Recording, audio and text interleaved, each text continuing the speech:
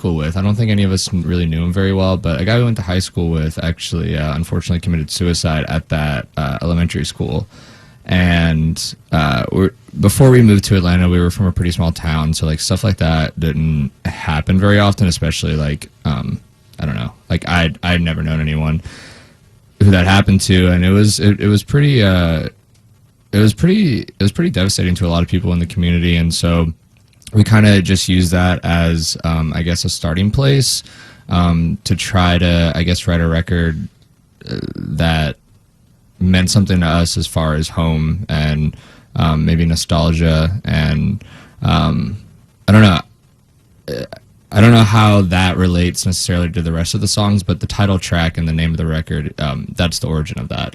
As far as the songs themselves, I think most of them kind of act separately from one another. Most of them are their own piece rather than like a connected thing. But I know that Hunter has some connected themes kind of laced throughout his lyrics on the record. If you want to talk about that. Yeah, it's definitely not a concept album. There's a loose concept with what Chris just mentioned, with Lake Joy being where we're from, and that being the title of the album and the title song, of course. But really, all the other songs kind of just fall a little bit more independently from one another. I feel like they're not all really pointing towards one thing, really. It's definitely a mood, though, the album, for sure. Yeah, there's definitely a mood. I mean, and that helps with it was all recorded at the same place and in 1-2 weeks at the same time, of course. There's a few songs, definitely some relationships that Chris and I had definitely affected a lot of that. Yeah, you have your standard relationship songs. They're pretty common, and we have a few there. But I think also, for me at least, a lot of lyrical stuff, a lot of lyrical inspiration came from, at the time we were living in Warner Robins. We also, a lot of the lyrics for me, I think, had to do with like a frustration of being in the same place for so long and like wanting to break out. And also, I know Hunter's told me that in certain parts of songs, a big concept for him was the idea of not really finding a home, or like feeling like he was at home. Is that right? Didn't you tell me that? Like, I guess kind of an underlying sense, especially with songs like Cauterize, an underlying sense of kind of abandoning home and trying to find home, I guess, wherever you are. I don't know, I being too rooted in a place, whether it's a town or city, wherever, I get really stagnant. I like to keep moving and like to see new places. And so that's a little inspiration from, I guess, Cauterize and some of the other songs. Yeah. I like it. It's really cool. These mics make your voice sound so weird. Yeah, you feel like you're way lower. Yeah. That's why I'm doing the one ear off, one ear on. I kind of like it. I like it. I'm into it. So what do you guys say with some of your like big influences? Ooh, that's pretty across the board. I'd like to hear Slyfield. I would like to hear us just go down the line. We can start down there with the old McLeese. So, a few of my influences, definitely for drumming, were Toe, the Mars Volta, Title Fight, just a few basics like that.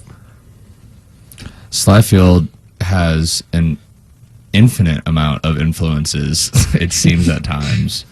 Yeah, I couldn't really like put it down to like one or two. Like there's a lot that I kind of influenced by in like small and big ways.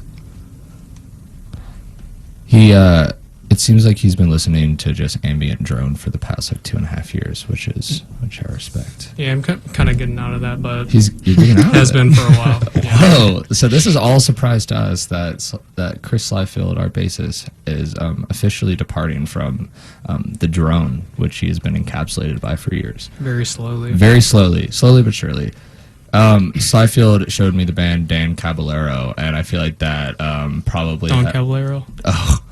Excuse me, but I feel like sometimes I hear like laces of that in his bass personally. But for me, definitely a lot. I really like a lot of shoegaze, 80s post punk, '90s indie, you know, like Sebadoh, Dinosaur Jr., Archers of Loaf, Pavement, stuff in that, and then also like newer stuff. I really like a lot of ambient, more like slowcore stuff like Low and Grouper, stuff in that range. But at the same time, like I also love Tool, which I'm not ashamed or embarrassed to say at all, you know. And I think also to maybe speak on a collective inspiration for all of us is probably Modest Mouse. I mean, old Modest Mouse is something that we've all had in common, at least, because we are kind of all spread out when it comes to what we listen to. But I think Modest Mouse kind of rings true for all of us, at least at some point in our life. Yeah, Modest Mouse would probably be my first go-to. That was my go-to for many years growing up. A lot of their early records were incredibly inspirational. But piggybacking off of Chris, we were really into Tool for a while. That probably influenced more of our first EP than anything, not really Lake Joy.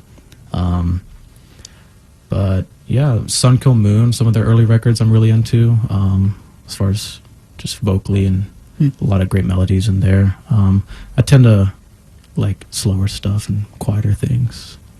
So, if you're down, I can tell you the story about how me and Hunter got into Tool. Yes, it's a weird one. Are you sure so you want to tell that story? I mean, we'll keep it censored to some degree. Are you okay with me telling the story? If you don't want me to, I won't. Go for it. You sure? I don't have to. I don't Go have for to. No, go. Are you sure? Yeah, go for it. Okay. So I'll just keep it short and sweet. But basically, like junior year of high school, you know, I feel like everyone has a pretty like, unless you've listened to Tool, like you have like a pretty inherent impression of Tool, like just based upon like the type of people that you would see wearing a Tool T-shirt, or I feel like it just has this like, for me at least, I was just like Tool is to you know, it's basically like a System of a Down kind of band. You know what I mean? Anyway. Fast forward, me and Hunter and one of our friends, you know, it's high school. You know, we were frustrated kids. We experimented here or there with, you know, substances and whatnot. So we experimented with this substance and we listened to Tool, and I kid you not, it resulted in us just pretty much going through like a 4-hour rebirth to the instrumentation of Tool, and ever since then, I feel like it's like my heart's music. It's my soul's music. The important question is, what Tool album was that? Ooh, I think First song we were introduced to was, I believe, Lateralis. it was Lateralis. We listened to a lot of Enema. We listened to a lot of Enema and a lot of Lateralis. Also, A Perfect Circle was in there too. Oh, by the way, I need to mention Alan hates Tool with a passion. Alan does not like Tool at all. I have reasoning. Like when I was a lot younger, and was super into like Korn and Limp Bizkit, you know, typical stuff. So this girl my mom worked with was like, "Oh, you'll definitely like Tool," and gave me like a CD with like a live album. Straight up gave me nightmares. Like was not ready for it at all. Couldn't shake it. I appreciated all his music and musicians, but just kind of skipped over that one. This is news to me. I didn't know it was trauma that makes you hate Yeah, Tool. I had to. 'Cause, I mean, I had that to, makes like, sense I now. had to like really like think about it, why I hate Tool so much, because I've never really had a reason. I was like, oh yeah. Is that a Godspeed blackboard right there? It is a Lift Godspeed your skinny blackboard. fist. In 9th grade, I begged my mom to let me make a T-shirt on this website called Zazzle with that exact emblem, and it said "Lift your skinny fist" like antennas to heaven. And in Middle Georgia, as a freshman in high school, people thought I was so weird. Man. He wore it every day of high school. it smelled terrible. It smelled so And bad. somehow he would manage to lose it and always find it, but I think it was finally lost indefinitely somewhere. It always found its way back to me, but then one day it didn't. It's pretty beautiful. So yeah, you guys are playing a show on Friday, right? We are at the 529 with some of our buddies in Foxwound. They're doing a release show for their record In Passing You Two Faded. That's the name of it, right? That's Yeah, with them and another band called Hymnal Moths from around here. And who's the other band? Man up Yancey. Yeah.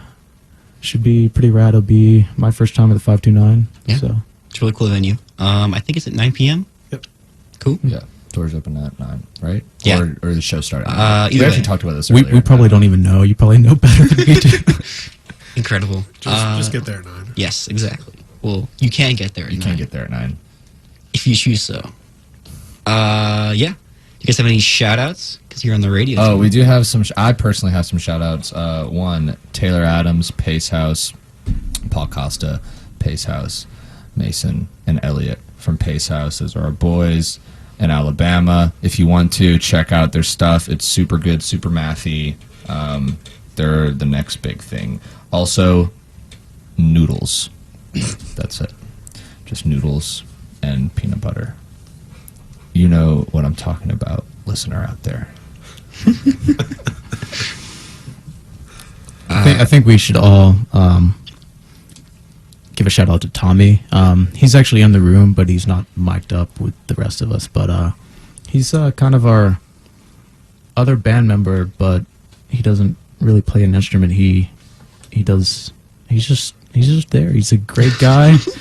he's a helping hand. He's kind of our manager of sorts, and he gets things done. He's our mom. He's our mom and dad. And brother and sister. And dog. I like it. So you guys are going to record a new record pretty soon? I heard you guys talking about that earlier. Well, we're gonna record a split relatively soon. I guess it doesn't matter if we just talk about it, but yeah, I guess yeah. But We yeah, got to make it happen at this point now. Oh, yeah. Here So first. we have plans to record a split with that band I was just mentioning, Pace House, pretty soon, and then we're gonna try to do a small tour off of it in the winter. Cool. It's really exciting. Record wise, I think our heads are there after the split's done, but for the time being, we're just kind of focused on that split. Cool. Well, anything else you guys want to say on the radio? I think we're good. Cool. Cool. Well, thanks for playing so much, guys. You guys are awesome. Yeah. Thank you. Thanks Yeah. for having us. Thanks for listening to Live at WREK. Tune in next week for the Pinks. Titled album, that was Universe Zero performing Dr. Petio.